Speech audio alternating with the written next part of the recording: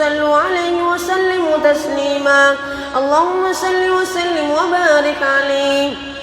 اللهم صل على سيدنا ونبينا رحمكم الله. روى الشيخان البخاري ومسلم رضوان الله تعالى عنهما عن خير وفضل برحمتك يا ارحم الراحمين والحمد لله رب العالمين. அல்லாஹ்வின் நல்லடியார்களே, வெள்ளிக்கிழமை நாளில் ஜும்ஆவுடைய கடமைகளை நிறைவேற்றுவதற்காக வேண்டி சமூகமாக இருக்கும் ஒரு சகோதரர் இன்னொரு சகோதரனை பார்த்து மௌனமாக ஆமீன் யா ரப்பல் ஆலமீன் வல்ஹம்துலில்லாஹி ரப்பில் ஆலமீன்.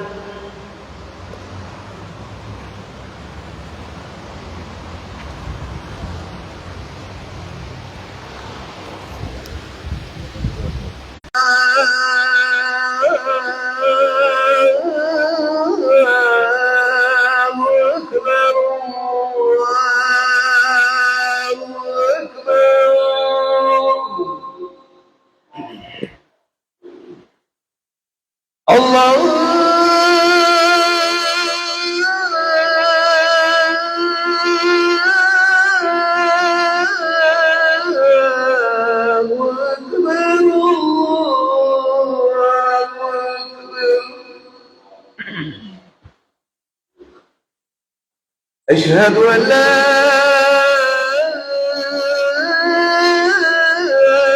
إله إلا الله.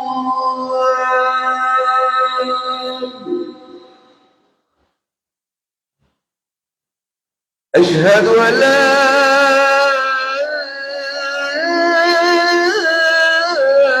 إله إلا الله.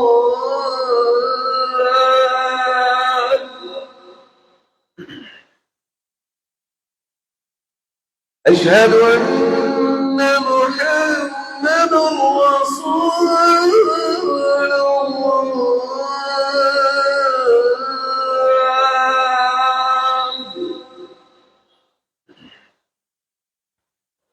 أشهد أن محمدا رسول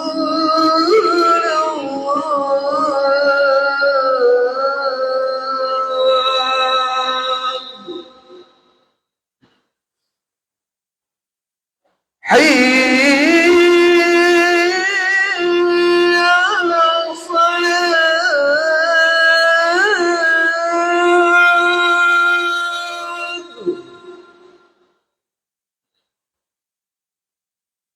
حي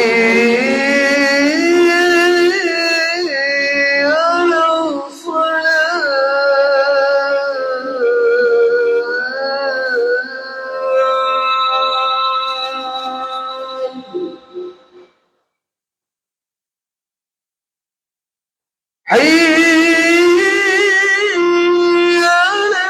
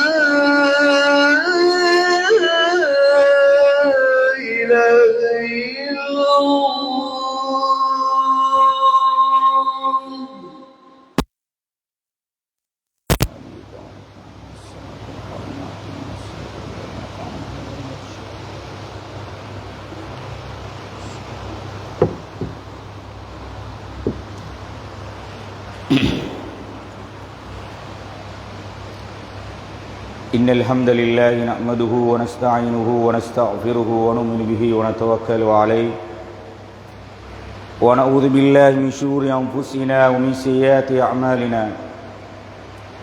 من يهدي الله فلا مضل له ومن يضلل فلا هادي له. وأشهد أن لا إله إلا الله وحده لا شريك له وأشهد أن سيدنا ونبينا مولانا محمد وبارك وسلم عليه أما بعد فأعوذ بالله من الشيطان الرجيم بسم الله الرحمن الرحيم قل هو الله أحد الله الصمد لم يلد ولم يولد ولم يكن له كفوا أحد وقال النبينا صلى الله عليه وسلم إنما الأعمال بالنيات وإنما لكل امرئ ما نوى أو كما قال عليه الصلاة والسلام அளவற்ற அருளாளன் நிகரற்ற அன்புடையோன் ஏகவல்லவன் அல்லாஹ்வுக்கே எல்லா புகழும் அல்ஹம்துலில்லாஹ். சத்திய தூதர் சன்மார்க்க போதகர் சர்தார் ஆலம் எங்கள் தலைவர் முஹம்மது முஸ்தபா ரசூலுல்லாஹி ஸல்லல்லாஹு அலைஹி வஸல்லம் அவர்கள் மீதிலும் அவர்களுடைய வாழ்க்கை வழிமுறைகளை பின்பற்றி வாழ்ந்த உத்தம சஹாபாக்கள், தாபியூன்கள், தபு தாபீன்கள், நல்லவர்கள் எம்மவர்கள் அனைவர்கள் மீதிலும் அல்லாஹ்வுடைய சாந்தியும் சமாதானம் உண்டாவதாக. புனிதமிகு வெள்ளிக்கிழமை தினத்தில் ஜுமாவுடைய கடமையை நிறைவேற்றுவதற்காக வேண்டி பள்ளிவாயிலே யாத்திகாவுடைய நியத்தோடு அமர்ந்திருக்கக்கூடிய அல்லாஹ்வுடைய நல்லடியார்களே, அன்பான இஸ்லாமிய சகோதரிகளே, பெரியார்களே, உலகத்திலே வாழுகின்ற போது அல்லாஹும் அவனுடைய தூதரும் என்ன கட்டளைகளை எங்களுக்கு வழங்கியிருக்கிறார்களோ அந்த கட்டளைகளை எங்களுடைய வாழ்க்கையிலே முடியுமான வரைக்கும் எடுத்து நடக்குமாறும், இந்த விடயங்களை விட்டும் விலகி தூரமாகி தவிர்ந்து வாழுமாறு கூறியிருக்கிறார்களோ அந்த விடயங்களை விட்டும் விலகி தூரமாகி தவிர்ந்து வாழுமாறு முதல் எனக்கும் அடுத்தாமையா உங்களுக்கும் வசியத்தும் நசீகத்தும் செய்து கொள்கிறேன். கண்ணியமான பெரியவர்களே, சகோதரர்களே, இந்த உலகத்தை படைத்து பரிபாலிக்கக்கூடிய வல்லவன் அல்லாஹ் ரப்புல் இஸ்ஸத். அவன் தனித்தவன், அவனுக்கு நிகராக இந்த உலகத்திலே யாரும் கிடையாது. அவன் யாரையும் பெறவும் இல்லை, யாராலும் பெறப்படவும் இல்லை. அவன் யாரளவிலும் தேவையாகக்கூடியவனும் அல்ல.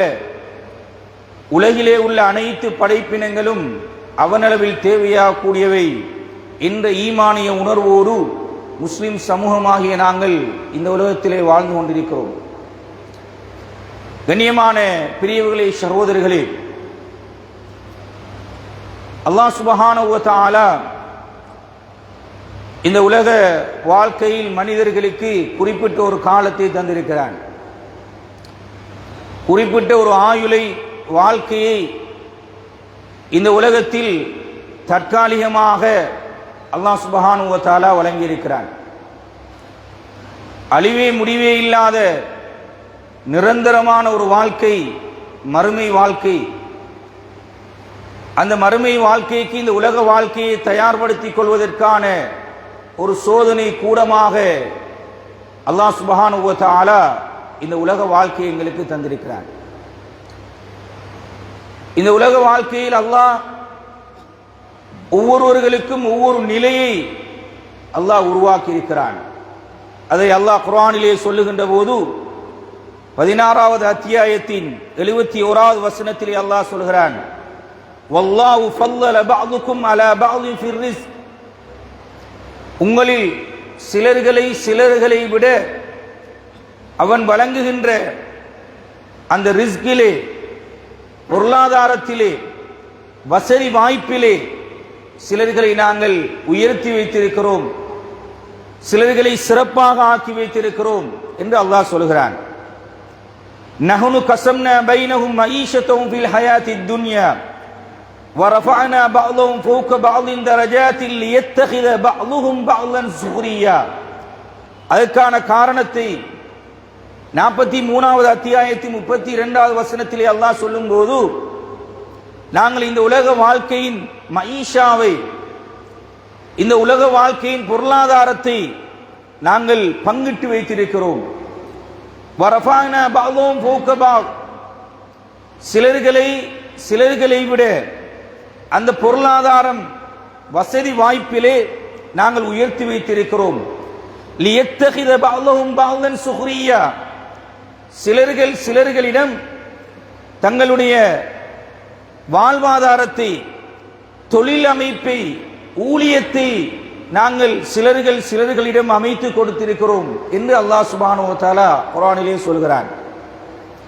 49வது அத்தியாயத்தின் 13வது வசனத்திலே அல்லாஹ் சொல்கிறான், யா அய்யுஹன் நாஸ் இன்னா خلقناكم من ذكر وأنثى وجعلناكم شعوبا وقبائل لتعارفوا. நாங்கள் ஆண்களையும் பெண்களையும் இந்த உலகத்திலே படைத்து அவர்களை கோத்திரங்களாக குழுக்களாக நாங்கள் எப்படி இந்த உலகத்திலே ஆக்க வேண்டுமோ அப்படி நாங்கள் இந்த உலகத்திலே ஆக்கி வைத்திருக்கிறோம் என்று அல்லாஹ் சுப்ஹானஹு வ தஆலா அல் குர்ஆனிலே சொல்கிறான்.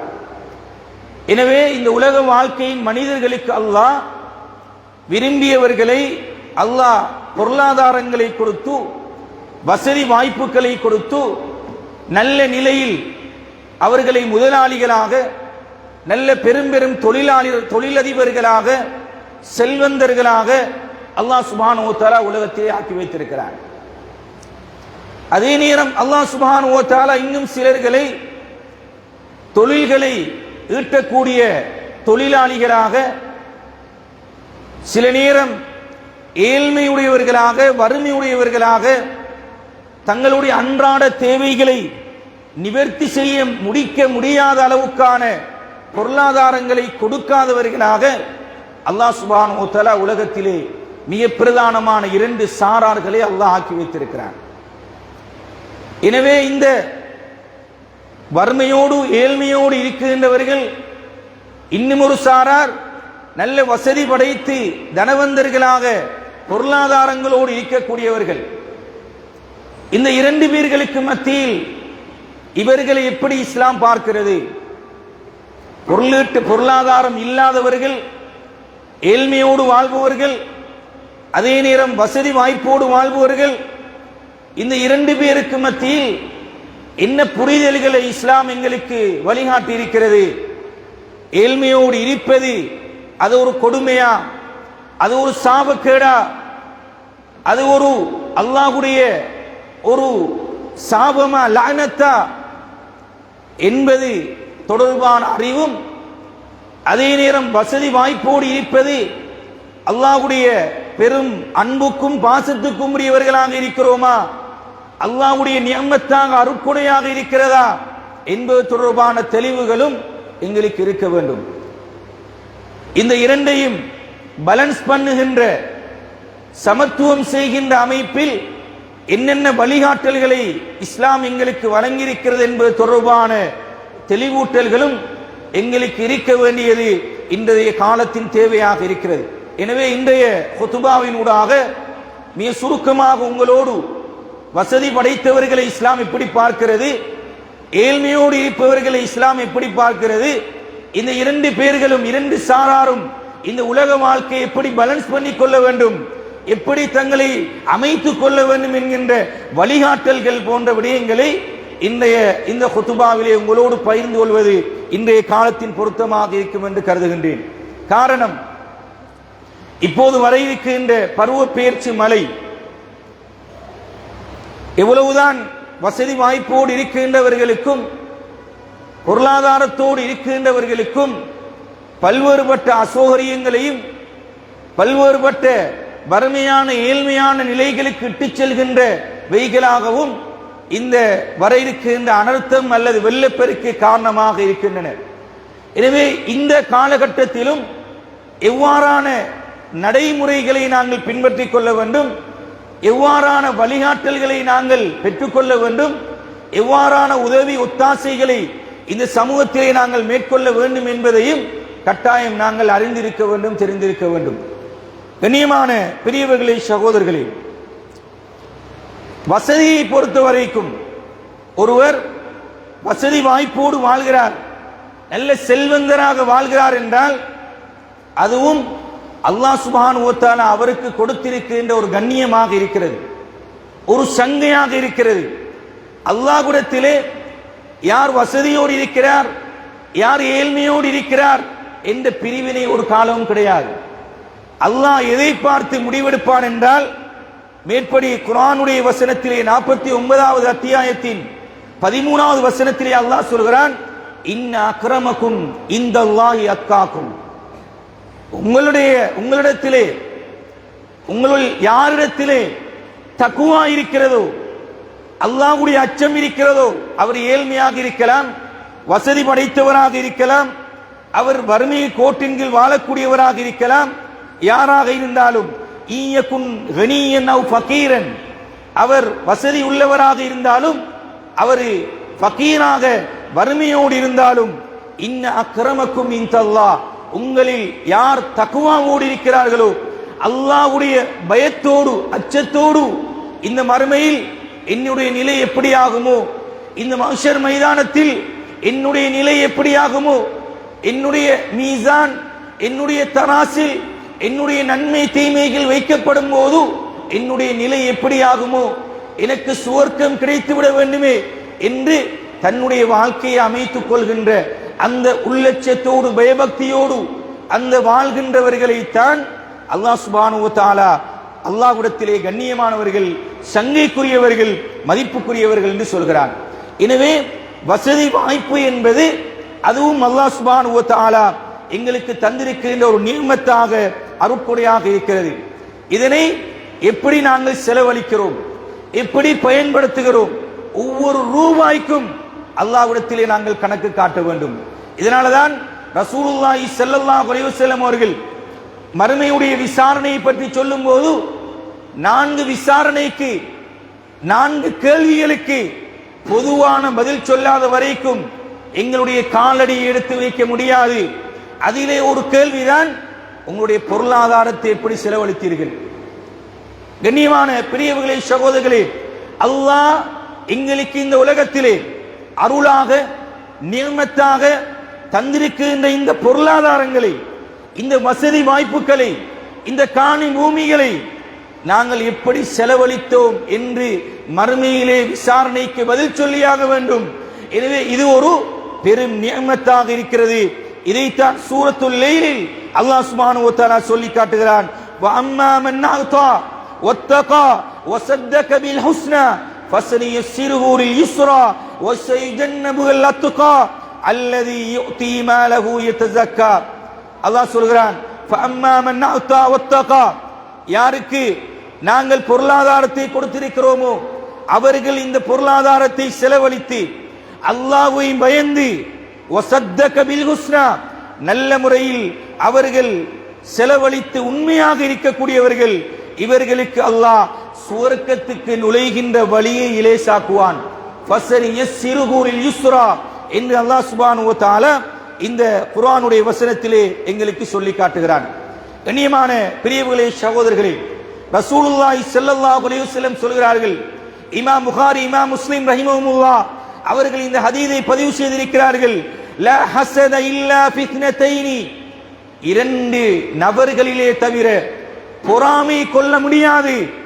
2 பேர்களில் பொறாமை கொள்ளலாம்.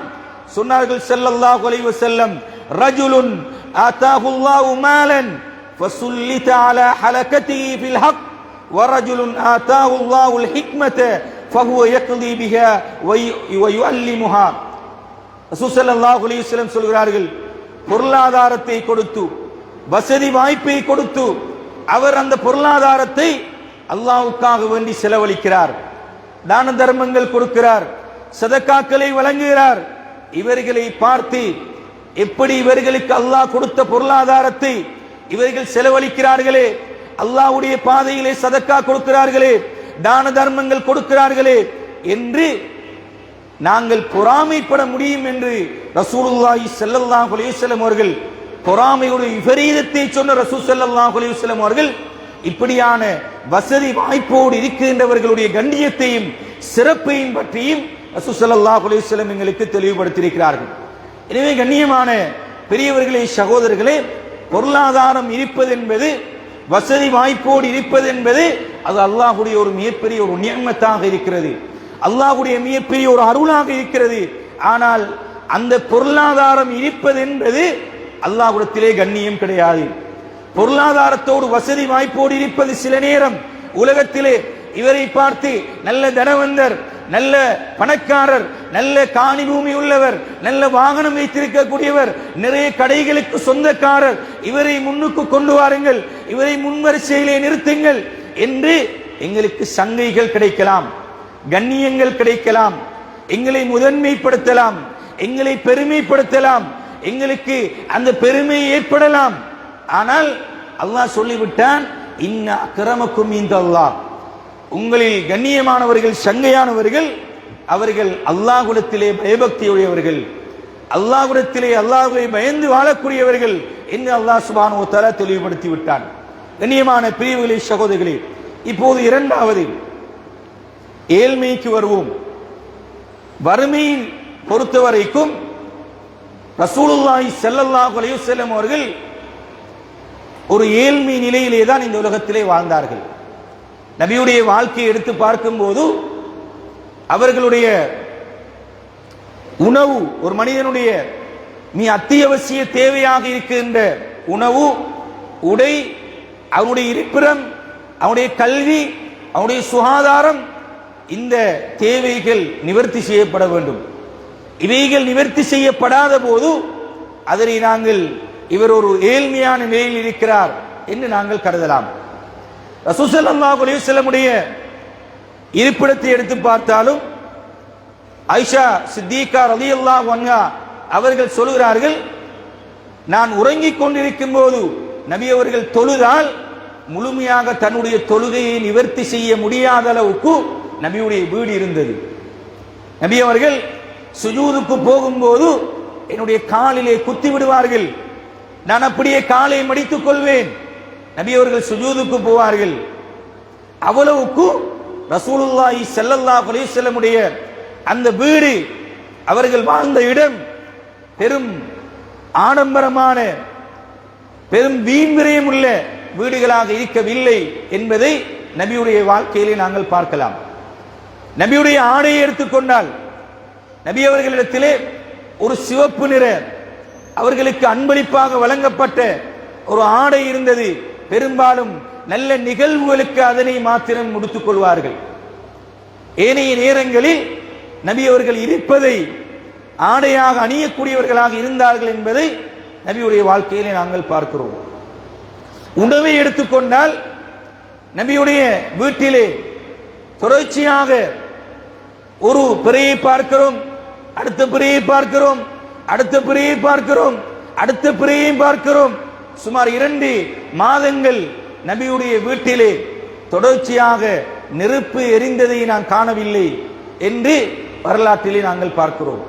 ஈத்தம்பழங்களையும் கோதுமை மாவையும் நபி அவர்கள் உணவாக உட்கொள்ளக்கூடியவர்களாக இருந்தார்கள் என்பதை பார்க்கிறோம். எனவே நபியுடைய வாழ்க்கை என்பது ஒரு ஏழ்மையான, இருப்பதை கொண்டு போதும் என்கின்ற மனதோடு ரசூல் ஸல்லல்லாஹு அலைஹி வஸல்லம் உலகத்திலே வாழ்ந்திருக்கிறார்கள். அதே வழிகாட்டலைத்தான் சஹாபாக்களுக்கும் ரசூல் ஸல்லல்லாஹு அலைஹி வஸல்லம் அவர்கள் வழங்கினார்கள். நபிமார்களை எடுத்துக்கொண்டால் உலகத்திலே வாழ்ந்த நபிமார்களுடைய வரலாற்றை பார்த்தாலும் அவர்களும் ஏழ்மையோடு தங்களுக்கு இருக்கின்றதை போதுமாக்கி கொண்டவர்களாக உலகத்திலே வாழ்ந்திருக்கிறார்கள். நபி அவர்கள் இந்த ஏழ்மையோடு இருப்பவர்களுடைய சிறப்பை பற்றி சொல்லுகின்ற போது, நான் சுவர்க்கத்தை பார்த்தேன், சுவர்க்கத்திலே அதிகமான ஏழைகள் இருந்தார்கள் என்பதை ரசூலுல்லாஹி ஸல்லல்லாஹு அலைஹி வஸல்லம் அவர்கள் ஏழ்மையோடு வாழ்பவர்களுக்குரிய ஒரு சுபசோபனமாக சொன்னார்கள். முஹாஜிரீன்கள் ஹிஜ்ரத் செய்து வந்த அந்த ஏழை முஹாஜிரீன்கள், சுமார் வசதி படைத்தவர்கள் சுவர்க்கத்துக்கு செல்வதற்கு பல நூற்றாண்டுகளுக்கு முன்னர் இந்த ஏழ்மையிலே உள்ளவர்கள், வசதியற்றவர்கள் சுவர்க்கத்துக்கு போய்விடுவார்கள் என்று சொன்னார்கள் ரசூலுல்லாஹி ஸல்லல்லாஹு அலைஹி வஸல்லம் அவர்கள். கண்ணியமான பெரியவர்களே, சகோதரர்களே, இங்குதான் நாங்கள் இந்த ஏழ்மையையும் வசதியையும் சமாந்தரமாக விளங்க வேண்டிய ஒரு பகுதி இருக்கிறது. எந்த அளவுக்கு ரசூல் ஸல்லல்லாஹு அலைஹி வஸல்லம் அவர்கள் இந்த உலகத்திலே ஏழ்மையாக வாழ்ந்தார்களோ, ஏழ்மையாக வாழ்வதனுடைய சிறப்புகளை சொன்னார்களோ, அந்த அளவுக்கு ரசூலுல்லாஹி ஸல்லல்லாஹு அலைஹி வஸல்லம் இந்த ஏழ்மையை விட்டு பாதுகாப்பு தேடி இருக்கிறார்கள். அல்லாஹும்ம இன்னி அஊது பிக்க மினஷ் ஷிர்கி வல் மின ஷிர்கி வல் ஃபக்ர். யா அல்லாஹ், இணை வைப்பையும் இந்த ஃபக்ர் என்கின்ற ஏழ்மையை விட்டும் என்னை பாதுகாத்து விடுவாயாக என்று ரசூலுல்லாஹி ஸல்லல்லாஹு அலைஹி வஸல்லம் அவர்கள் பிரார்த்தனை செய்திருக்கிறார்கள். எந்த அளவுக்கு இந்த பிரார்த்தனை இருந்தது என்றால், கேட்டார்கள், இந்த பிரார்த்தனை ரசூல் ஸல்லல்லாஹு அலைஹி வஸல்லம் எப்போது கேட்பார்கள்? அபீ பக்ரா ரலியல்லாஹு அன்ஹு அவர்கள் அறிவிக்கக்கூடிய ஹதீஸ், நபி அவர்கள் ஒவ்வொரு நாளும் தொழுகைக்கு பின்னர் இந்த பிரார்த்தனையை கேட்பார்கள். கண்ணியமான பிரிவுகளே, சகோதரர்களே, அப்ப நபி அவர்கள் ஒவ்வொரு நாளும் எப்படி இணை வைப்பை ஒரு பிரார்த்தனையாக செய்திருக்கிறார்களோ, இணை வைப்பை விட்டும் எவ்வாறு பாதுகாப்பு தேடியிருக்கிறார்களோ, அதே அளவுக்கான பாதுகாப்பை ரசூலுல்லாஹி ஸல்லல்லாஹு அலைஹி வஸல்லம் அவர்கள் இந்த ஏழ்மையை விட்டும் வறுமையை விட்டும் பாதுகாப்பு தேடியிருக்கிறார்கள் என்பதை நாங்கள் பார்க்கிறோம். இன்னும் ஒரு ரிவாயத்திலே இமாம் புகாரி, இமாம் முஸ்லிம் ரஹிமஹுல்லாஹ் அவர்கள் அறிவிக்கக்கூடிய ஹதீஸிலே ரசூல் ஸல்லல்லாஹு அலைஹி வஸல்லம் அவர்கள் செய்யக்கூடிய பிரார்த்தனைகளில் ஒன்றாக, அல்லாஹும்ம இன்னி அஊது பிக்க மினல் கஸ்லி வல் ஹரம் வல் மஅதமி வல் மக்ரம் வ மின் ஃபித்னத்தில் கப்ரி வ அஸாபில் கப்ரி வ மின் ஃபித்னத்தின் நாரி வ அஸாபின் நார் என்கின்ற பிரார்த்தனையோடு சேர்த்து வ மின் ஷர்ரி ஃபித்னத்தில் கனி வ அஊது பிக்க மின் ஷர்ரி ஃபித்னத்தில் ஃபக்ர். கண்ணியமான பிரிவுகளே, சகோதரர்களே, இந்த ஹதீஸிலே ரசூல் ஸல்லல்லாஹு அலைஹி வஸல்லம் அவர்கள் இரண்டு கெடுதிகளில் இருந்து பிரார்த்தனை செய்தார்கள். ஒன்று ஃபக்ர் என்கின்ற ஏழ்மையினால் வரக்கூடிய ஃபித்னாவிலே இருந்தும், கினா என்கின்ற வசதியினால் செல்வந்தத்தினால் வரக்கூடிய ஃபித்னாவிலே இருந்தும் யா அல்லாஹ் உன்னிடத்திலே நான் பாதுகாப்பு தேடுகிறேன் என்று ரசூலுல்லாஹி ஸல்லல்லாஹு அலைஹி வஸல்லம் பாதுகாப்பு தேடியிருக்கிறார்கள். எனவேதான் உலமாக்கள் சொல்கிறார்கள், இந்த ஹதீதுகளையும் இந்த நபியுடைய குர்ஆனுடைய வசனங்களையும் இரண்டையும் சேர்த்து எப்படி இதனை நாங்கள் விளங்க வேண்டும் என்றால், ஒரு வசதி படைத்தவர், ஒரு தனவந்தர், பொருளாதாரத்தை வழங்கப்பட்டவர் உலகத்திலே, அவர் அல்லாஹ்வை பயந்தவராக, அல்லாஹ் இந்த பொருளாதாரம் தொடர்பாக ஒவ்வொரு ரூபாய்க்கும் என்னிடத்திலே கேள்வி கேட்க இருக்கிறான் என்ற பயத்தோடு அச்சத்தோடு அதனை செலவழிக்க வேண்டும், அதனை பயன்படுத்திக் கொள்ள வேண்டும். அதே நேரம் அவர் கேட்கக்கூடிய பிரார்த்தனைகளில் ஒன்று, அல்லாஹும்ம இன்னி அஊது பிக்க மின் ஷர்ரி ஃபித்னத்தில் கனி வ அஊது பிக்க மின் ஷர்ரி ஃபித்னத்தில் ஃபக்ர். அவர் கேட்க வேண்டும், யா அல்லாஹ், இந்த வசதியினால் இந்த பணத்தினால் ஏற்படுகின்ற ஃபித்னாவை விட்டும் யா அல்லாஹ் என்னை பாதுகாத்து விடு. இந்த வசதி வாய்ப்பை இல்லாமலாக்கி, இந்த வசதி வாய்ப்பை பறித்தெடுத்து, உனக்கு சொந்தமானது, இதை பறித்தெடுத்து என்னை ஏழ்மையாக்கி விடாதே யா அல்லாஹ் என்கின்ற பிரார்த்தனை ஒவ்வொரு நாளும் வசதியோடு இருக்கின்றவர்கள் கேட்க வேண்டும், ஒவ்வொரு நாளும் கேட்க வேண்டும். இந்த வசதியினால் ஏற்படுகின்ற ஃபித்னாவை, இந்த பணத்தினால் ஏற்படுகின்ற ஃபித்னாவை விட்டு முன்னிடத்திலே நான் பாதுகாப்பு தேடுகிறேன். அதே போன்று வஅஊது பிக மின் ஷர்ரி ஃபித்னத்தில் ஃபக்ர், அல்லது அல்லாஹும்ம இன்னி அஊது பிக மினல் குஃப்ரி வல் ஃபக்ர், எனக்கு இந்த வசதியை விட்டும் இல்லாமலாக்கி என்னை திரும்ப ஒரு ஏழ்மையான நிலைக்கு கொண்டு போய் சேர்த்து விடாதே என்கின்ற பிரார்த்தனை ரசூல் ஸல்லல்லாஹு அலைஹி வஸல்லம் ஒவ்வொரு நாளும் கேட்டது போன்று அடிக்கடி நாங்கள் கேட்டுக்கொண்டே இருக்க வேண்டும், எங்களை பரிசுத்தப்படுத்திக் கொண்டே இருக்க வேண்டும். கண்ணியமான பிரிவுகளை, சகோதரர்களே, ஏழ்மையோடு இருக்கின்றவர்கள் தங்களுடைய வருகின்ற வருமானத்தை விடவும் மேலதிக தேவையுள்ளவர்களாக இருக்கக்கூடியவர்கள் தன்னுடைய உணவு, தன்னுடைய உடை, தன்னுடைய உறையுள், தன்னுடைய சுகாதாரம், தன்னுடைய பிள்ளைகளுடைய கல்வி, இவைகளுக்கான சரியான தேவையை நிவர்த்தி செய்ய முடியாதவர்கள் அல்லாஹ்விடத்தில் இந்த பிரார்த்தனை செய்ய வேண்டும். அல்லாஹும்ம இன்னி அஊது பிக மினல் குஃப்ரி வல் ஃபக்ர், யா அல்லாஹ் இந்த வறுமையை விட்டும் ஏழ்மையை விட்டும் என்னை பாதுகாத்திரு. இதுதான் மிக முக்கியமாக ஒவ்வொரு வசதியற்றவர்களும் செய்ய வேண்டிய மிக முக்கியமான கடமையும் பிரார்த்தனையுமாக இருக்கிறது.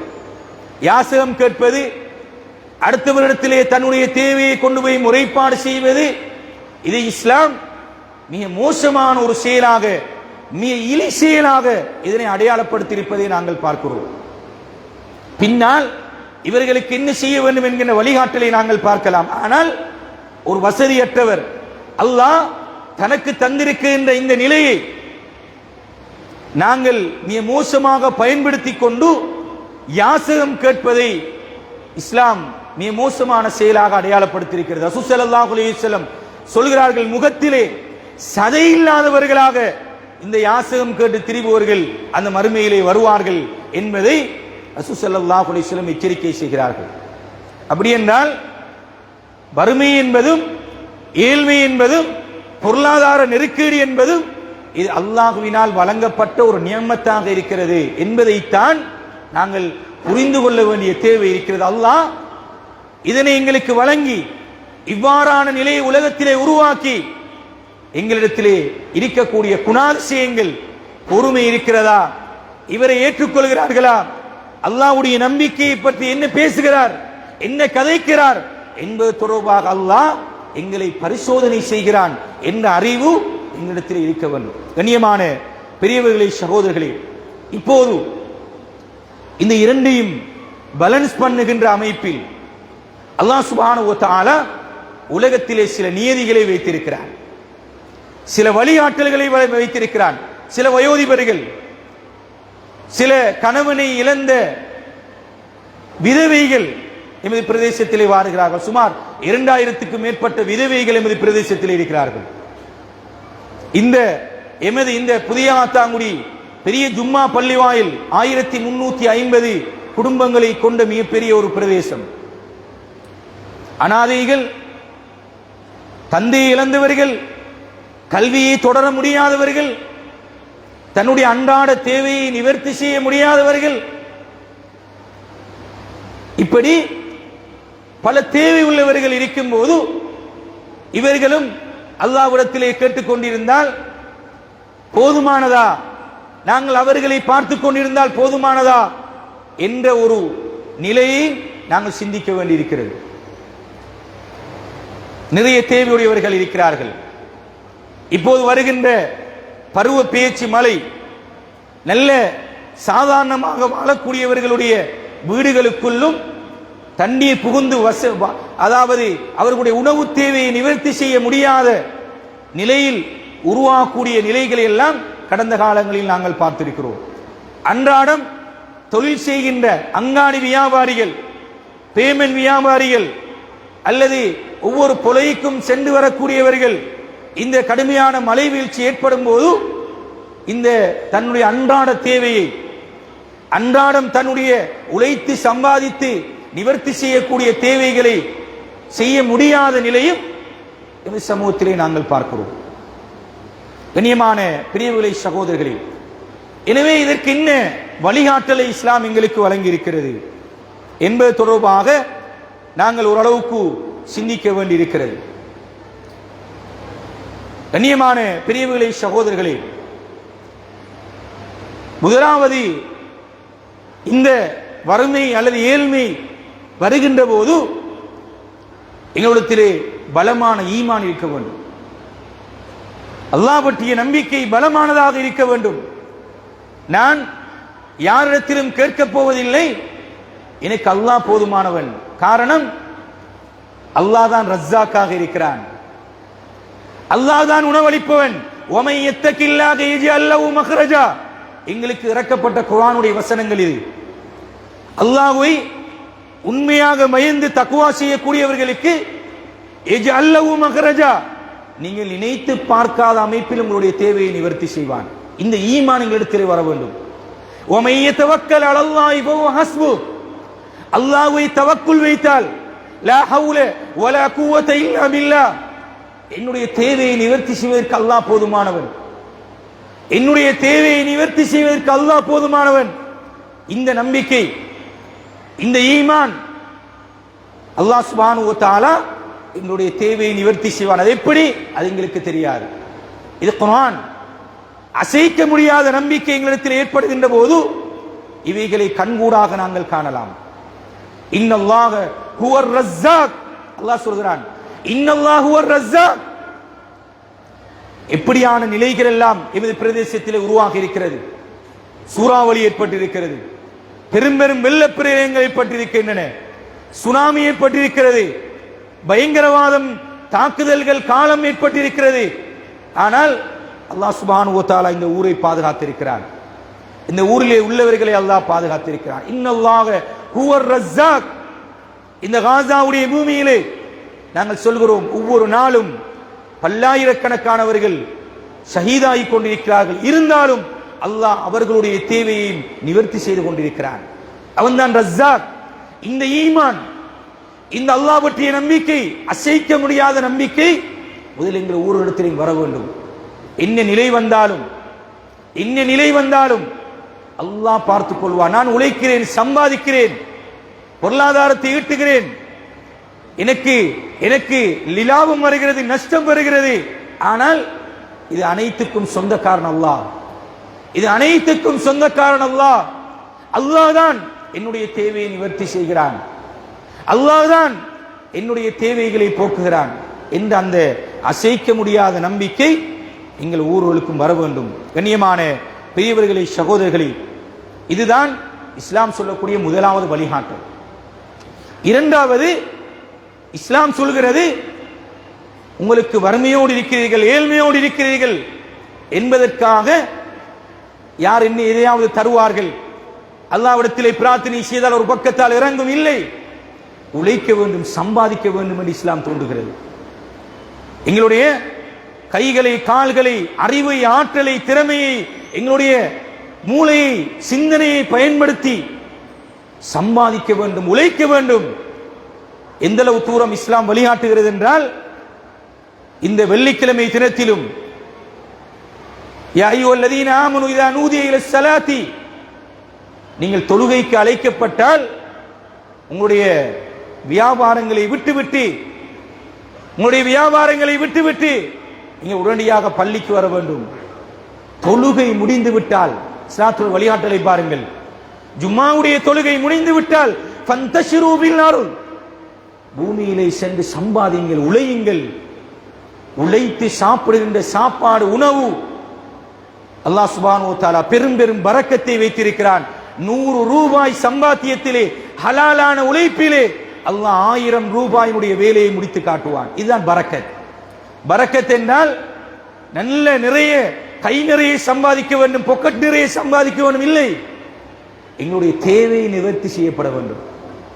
எங்கள் வருகின்ற வருமானம், கிடைக்கின்ற வருமானம் எங்களுடைய தேவை நிவர்த்தி, அதுதான் பரக்கத்.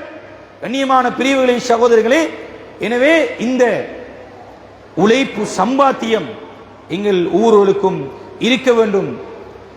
இதையும் தாண்டி நான் ஏற்கனவே சொன்னது போன்று அனாதைகள் இருக்கிறார்கள், விதவைகள் இருக்கிறார்கள்.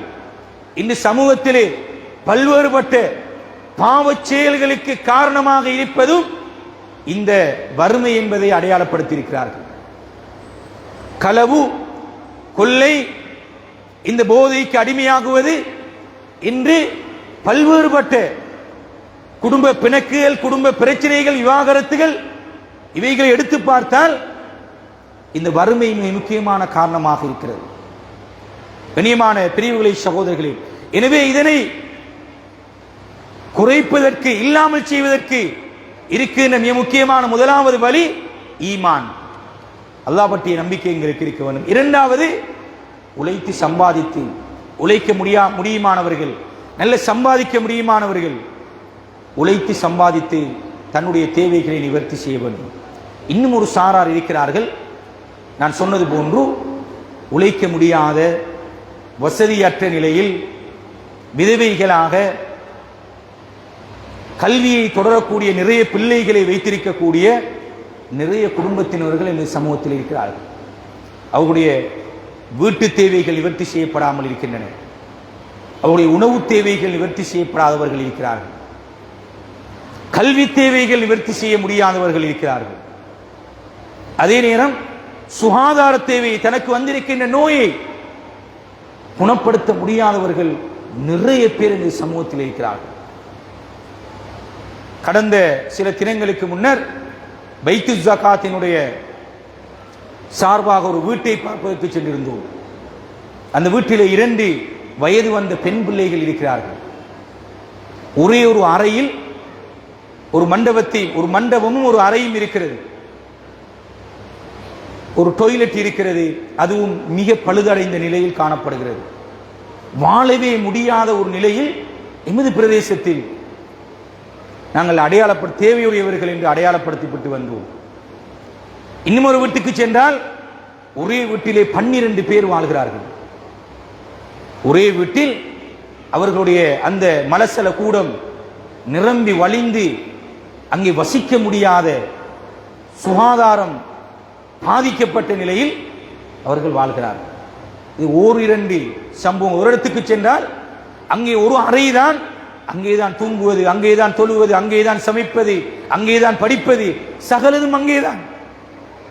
இப்படியான உணவு தேவையுடையவர்கள், இப்படியான வீட்டு தேவையுடையவர்கள், இப்படியான கல்வி தேவையுடையவர்கள், சுகாதார தேவையுடையவர்கள் சமூகத்திலே வாழ்ந்து கொண்டிருக்கிறார்கள்.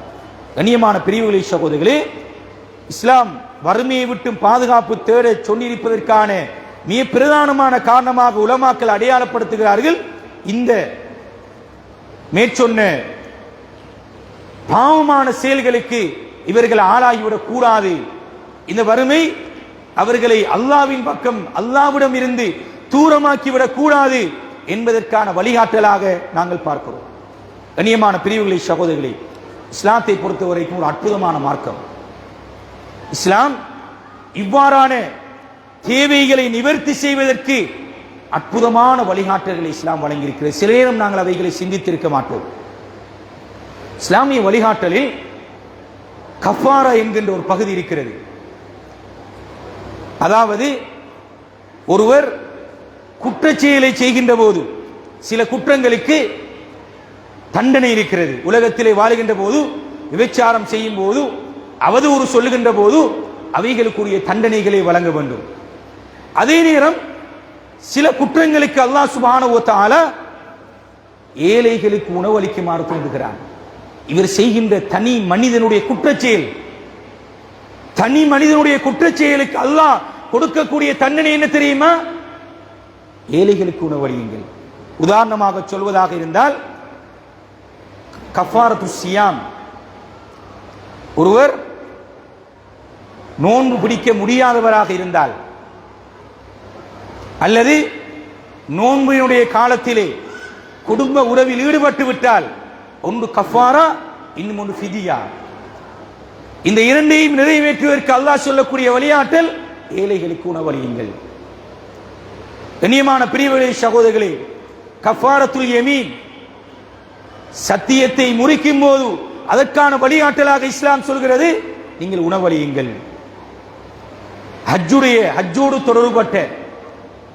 ஹஜ்ஜோடு தொடர்பட்ட கடமைகளில் பிழை விடுகின்ற போது இஸ்லாம் சொல்லக்கூடிய வழிகாட்டல், நீங்கள் உணவளியுங்கள்.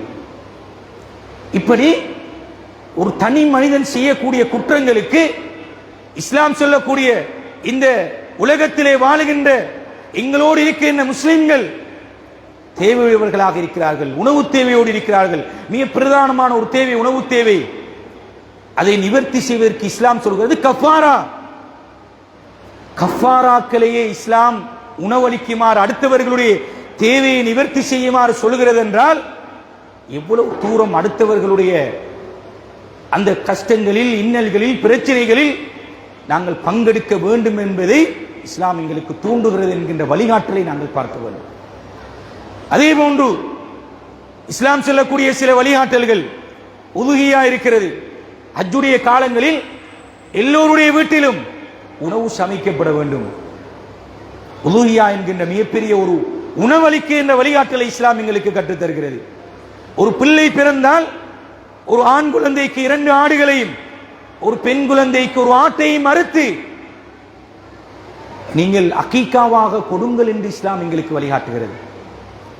ஏழைகளுடைய இவ்வாறான உணவு தேவையுடையவர்களோடு இருக்கக்கூடியவர்களுடைய தேவையை நிவர்த்தி செய்வதற்கு இஸ்லாம் சொல்லக்கூடியவரே, சில நேரம் நாங்கள் இஸ்லாம் ஜகாத்தை சொல்லியிருக்கிறது. இந்த வறுமையை ஒழிப்பதற்கான, வறுமையை இல்லாமலாக்குவதற்கான திட்டம் ஜகாத்துடைய திட்டம் இல்லை. இதற்கப்பால் நூற்றுக்கணக்கான வழிகாட்டல்களை இஸ்லாம் எங்களுக்கு வழங்கியிருக்கிறது. ஜகாத்துல் ஃபித்ரை சொல்கிறது. ஜகாத்துல் ஃபித்ர் என்கின்ற ஒரு வழிகாட்டலை ரமதானிலே எங்களுக்கு வழிகாட்டுகிறது. அதே போன்று கண்ணியமான பிரிவுகளை சகோதரர்களே, ஒருவர் மரணிக்கின்ற போது அவருடைய சொத்துக்களை எல்லாம் சூறையாடி யாரும் சென்று விடக்கூடாது, வசதியோடு இருக்க வேண்டும், அவருடைய தேவையை நிவர்த்தி செய்யப்பட வேண்டும் என்பதற்காக மீராத் என்கின்ற மிகப்பெரிய ஒரு வழிகாட்டலை, அனந்தர சொத்து பங்கீடு என்கின்ற மிகப்பெரிய வழிகாட்டலை இஸ்லாம் எங்களுக்கு தருகிறது.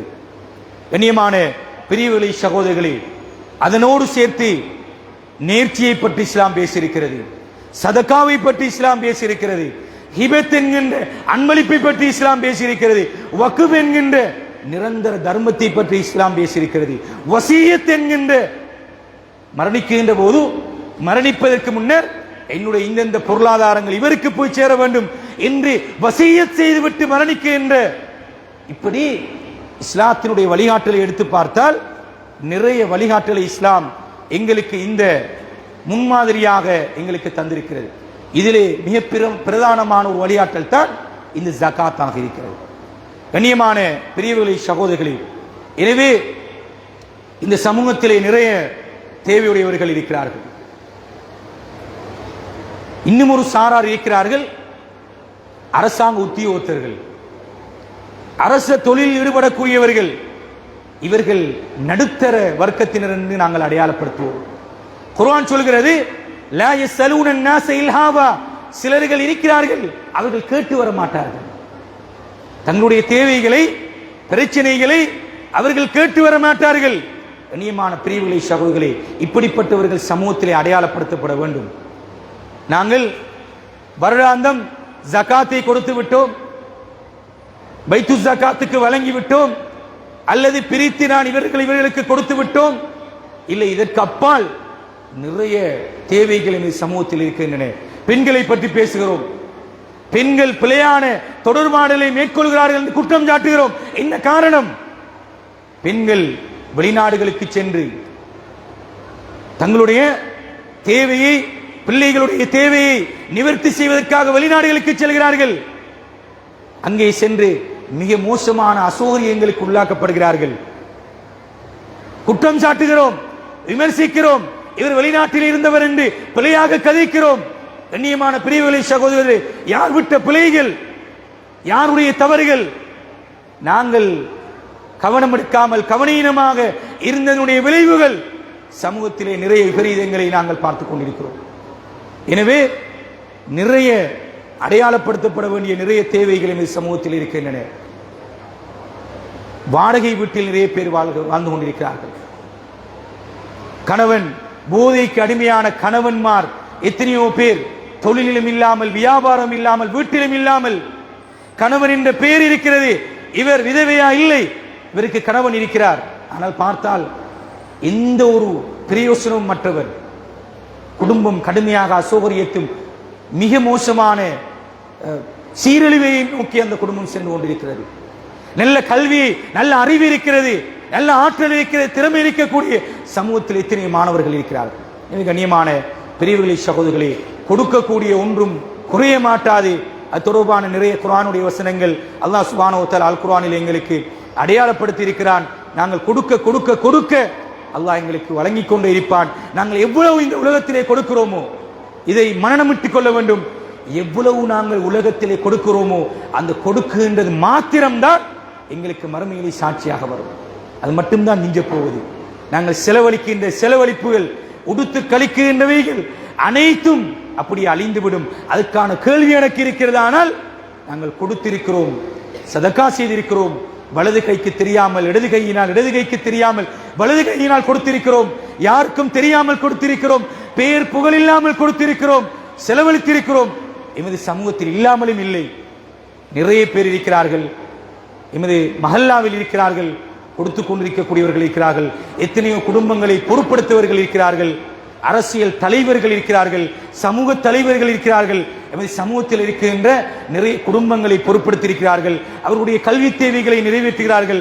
சில சமூக நிறுவனங்கள் இருக்கின்றன, அவர்களும் இப்படியான தேவைகளை நிவர்த்தி செய்து கொண்டிருக்கிறார்கள். இருந்தாலும் இன்னும் தேவை இருக்கிறது. எனவே இப்போது வர இருக்கின்ற இந்த சில நேரம் இந்த வெள்ளப்பெருக்கு, இந்த அனர்த்தம், இந்த கடுமையான மழை சில நேரம் எமது பிரதேசத்திலே பாதிப்பை ஏற்படுத்தலாம். நடுத்தர வர்க்கத்தினரும், சாதாரணமாக ஏழ்மை வறுமையுள்ளவர்கள், கேட்டு தீர்ப்பவர்கள், யாசகம் கேட்பவர்களை விடவும் நடுத்தர வர்க்கத்தினர் தன்னுடைய வீட்டுக்குள் தண்ணீர் வந்தாலும் வீட்டை விட்டு போக மாட்டேன் என்ற நிலையில் வாழக்கூடியவர்களும் எமது சமூகத்தில் இருக்கிறார்கள். அப்படிப்பட்டவர்களை அடையாளப்படுத்துங்கள். ஒரு பொறிமுறைக்கு கீழ் இந்த நிவாரணங்களை வழங்குகின்ற போது ஒரே வீட்டுக்கே எல்லா நிவாரணங்களும் சென்று விடாமல் இப்போது பள்ளி வாயில்கள், முஸ்லிம் நிறுவனங்களின் சம்மேளனம் அதனை ஒழுங்குபடுத்திக் கொண்டிருக்கிறது. எனவே அதுக்கான ஒத்துழைப்பை கொடுங்கள். எல்லோரும் முன்வாருங்கள். எங்களுடைய அயல் வீட்டை பாருங்கள். மிக முக்கியமாக ரசூல் ஸல்லல்லாஹு அலைஹி வஸல்லம் சொன்னார்கள், முதலாவது கவனிக்கப்பட வேண்டியவர்கள், முதலாவது பார்க்கப்பட வேண்டியவர்கள் எங்களுடைய குடும்பத்திலே உள்ளவர்கள். சிலர்கள் நல்ல தான தர்மங்கள் கொடுக்கிறார்கள், சதக்கா கொடுக்கிறார்கள், எங்கெங்கே எல்லாம் கொடுக்கிறார்கள். வீட்டிலே சொந்த உம்மா கஷ்டத்தில் இருக்கிறார், சொந்த அப்பா கஷ்டத்தில் இருக்கிறார், சொந்த ராத்தா கஷ்டத்தில் இருக்கிறார், சொந்த சகோதர சகோதரிகள் கடுமையான வறுமையில் இருக்கிறார்கள். ஆனால் இவர் முழு ஊருக்கும் தன்னுடைய சதக்காக்களை கொடுத்து கொண்டிருக்கிறார். கொடுக்க வேண்டும். ஆனால் முதலில் ரசூல் ஸல்லல்லாஹு அலைஹி வஸல்லம் சொன்னது, தன்னுடைய குடும்பத்திலே இருந்து ஆரம்பியுங்கள், தன்னுடைய அயல் வீட்டிலே இருந்து ஆரம்பியுங்கள், தன்னுடைய பகுதியிலே இருந்து ஆரம்பியுங்கள். அடையாளப்படுத்துங்கள், முடியுமான வரைக்கும் கொடுங்கள். அல்லாஹ் சுப்ஹானஹு வ தஆலா எங்களை இதன் மூலமாக மறுமையிலே வெற்றி பெற்றவர்களாக ஆக்குவான். அல்லாஹ் சுப்ஹானஹு வ தஆலா எங்கள் அனைவரையும் பொருந்திக் கொண்ட நல்லவர்கள் கூட்டத்தில் ஆக்குவானாக. அதே போன்று காத்தாங்குடி பள்ளிவாயில் முஸ்லிம்களின் சம்மேளனத்தினால் பாரிய நோய் நிவாரண நிதி சேகரிப்பு நடைபெறுகிறது. இதுவும் நாங்கள் கொடுக்க கொடுக்க கொடுக்க சிறு துள்ளி பெரும் வெள்ளம் போன்று நாங்கள் கொடுக்கின்ற ஒரு 50 ரூபாய், ஒரு 100 ரூபாய், அது மிகப்பெரிய ஒரு நோய்க்கான நிவாரணமாக இருக்கிறது. எனவே முடியுமான சதக்காக்களை செய்துவிட்டு செல்லுங்கள். அல்லாஹ் சுப்ஹானஹு வ தஆலா எங்கள் அனைவர்களையும் பொருந்திக் கொண்ட நல்லவர்கள் கூட்டத்தில் ஆக்குவானாக. யாவது எங்களுடைய பாவங்களை மன்னிப்பாயாக. யாவது நாங்கள் அறிந்தும் அறியாமலும் தெரிந்தும் தெரியாமலும் செய்த அனைத்து பாவங்களையும் மன்னிப்பாயாக. யா அல்லாஹ் எங்களுடைய ஏழ்மையை விட்டும் பாதுகாப்பாயாக, உங்களுடைய வறுமையை விட்டும் பாதுகாப்பாயாக.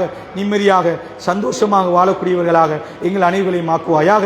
வாஹிரு தஅவானா அல்ஹம்துலில்லாஹி ரப்பில் ஆலமீன். إن الحمد لله نحمده ونستعينه ونستغفره ونؤمن به ونتوكل عليه ونعوذ بالله من شرور أنفسنا ومن سيئات أعمالنا من يهدي الله فلا مضل له ومن يضلل فلا هادي له وأشهد أن لا إله إلا الله وحده لا شريك له وأشهد أن سيدنا ونبينا ومولانا محمد وبارك وسلم عليه. أما بعد فيا عباد الله أوصيكم ونفسي أولا بتقوى الله. وقال الله تعالى يا أيها الناس اتقوا ربكم الذي خلقكم من نفس واحدة وخلق منها زوجها وبث منهما رجالا كثيرا ونساء واتقوا الله الذي تساءلون به والأرحام إن الله كان عليكم رقيبا. وقال نبينا صلى الله عليه وسلم إنما الأعمال بالنيات وإنما لكل امرئ ما نوى. أقول قولي هذا وأستغفر الله لي ولكم فاستغفروه إنه هو الغفور الرحيم.